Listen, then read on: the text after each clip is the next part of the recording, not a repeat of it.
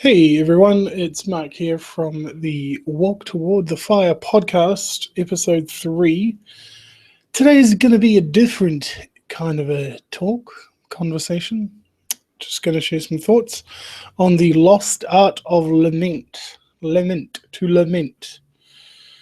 I feel like in this modern age we live in, we are rushing through life and we are reacting and responding and reacting and tweeting and not pausing enough and not slowing down and not experiencing life. We're waiting for experiences to come to us instead of engaging and participating in the world. So lament, the lost art of lament. In the Bible, there's a book called Lamentations. I'm not going to read from it, but it's there. And basically, the concept of God in the book of Lamentations doesn't really show up. And when it does, it's kind of like God's going to come and fix everything. No, he's not. It's like, whoa, and I think lament is sometimes, there's pain, there's sorrow, there's heartache, but sometimes there's anger. Sometimes it's visceral, and it's throwing your fists up to the heavens and crying out, like Lieutenant Dan in Forrest Gump, like waging war with the heavens. So I've got a poem here by Padraig Otuama, who I'm hopefully going to speak to later this year. He is an Irish author, musician, and poet. And this is called In the Name. In the name of the Father, of the Son, and of the Holy Spirit. In the name of goodness and love and broken community. In the name of meaning and feeling, and I hope you don't screw me. In the name of darkness and light and ungraspable twilight. In the name of mealtimes and sharing and caring by firelight. In the name of action and peace and human redemption. In the name of eating and drinking and table confession. In the name of sadness, regret, and holy obsession. The holy name of anger. The spirit of aggression. In the name of forgive and forget, and I hope I get over this. In the name of the Father and of the Son and of the Holy Spirit. In the name of beauty and beaten and broken down daily. In the name of seeing our creeds and believing in maybe. We gather here a table of strangers to speak of our hopeland and talk of our danger. To make sense of our thinking, to authenticate lives. Pop-up. To make sense of our thinking, to authenticate lives, to humanize feeling and stop telling lies. In the name of philosophy, theology, and who gives a damn. In the name of employment and study and finding new family. In the name of our passion and loving and decent obsessions. In the name of prayer and worship and demon possession. In the name of solitude and quiet and holy reflection. In the name of the lost and the lonely and the without direction. In the name of efficiency, stupidity, and the holy ineffectual. In the name of the straight, the queer, and the sometimes bisexual. In the name of Mary and Jesus and the most silent Joseph. In the name of speaking to ourselves and saying this is more than I can cope with. In the name of touch up and breakdown and weeping. In the name of therapy and Prozac and full-hearted breathing. In the name of sadness and madness and years since I've smiled. In the name of the unknown, the alien, and the holy in exile. In the name of goodness and kindness and intentionality. In the name of harbor and shelter and family. So yeah. Lament.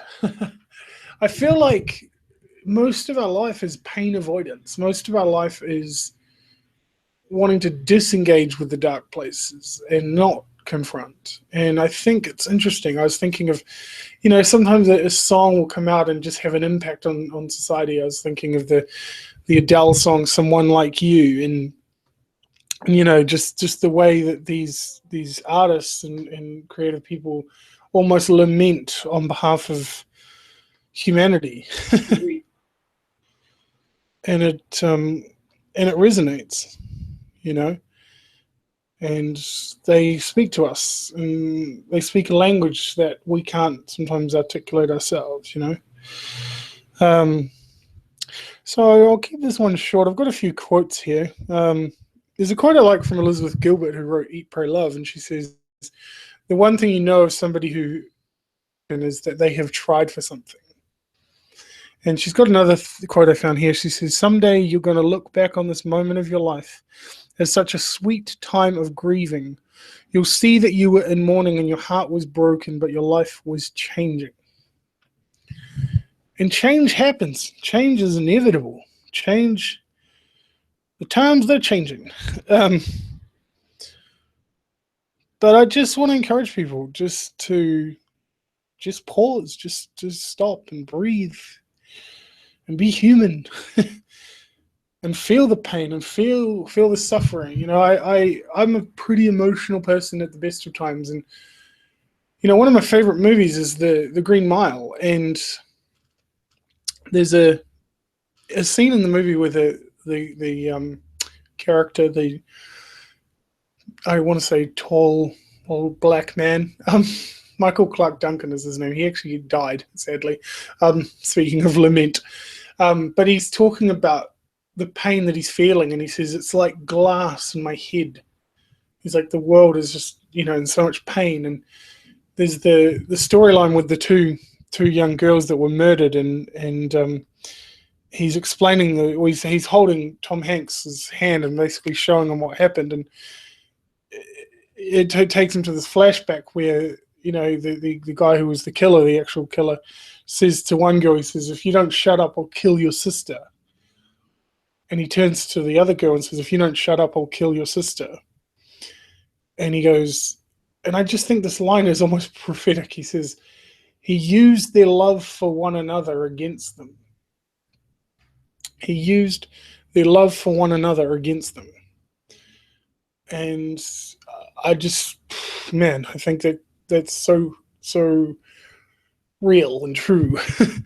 I think that a lot of times what happens is, our emotions and our empathy gets hijacked and used against us, and it can. And I've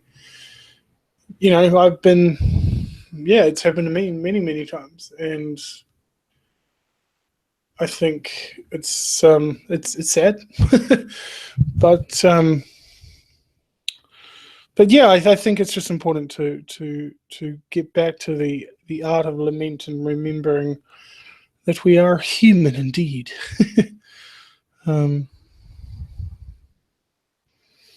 C.S. Lewis, he says, we were promised sufferings. They were part of the program. We were even told, blessed are they that mourn. And I accepted. I've got nothing that I hadn't bargained for. Of course, it is different when the things happen to oneself, not to others, and in reality, not imagination.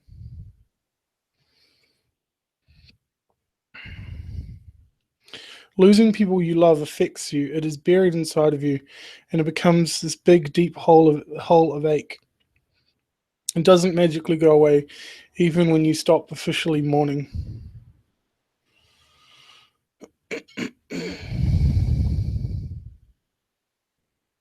Anything else here? Any other little nuggets? Loss alone is but the wounding of a heart. It is memory that makes it a ruin.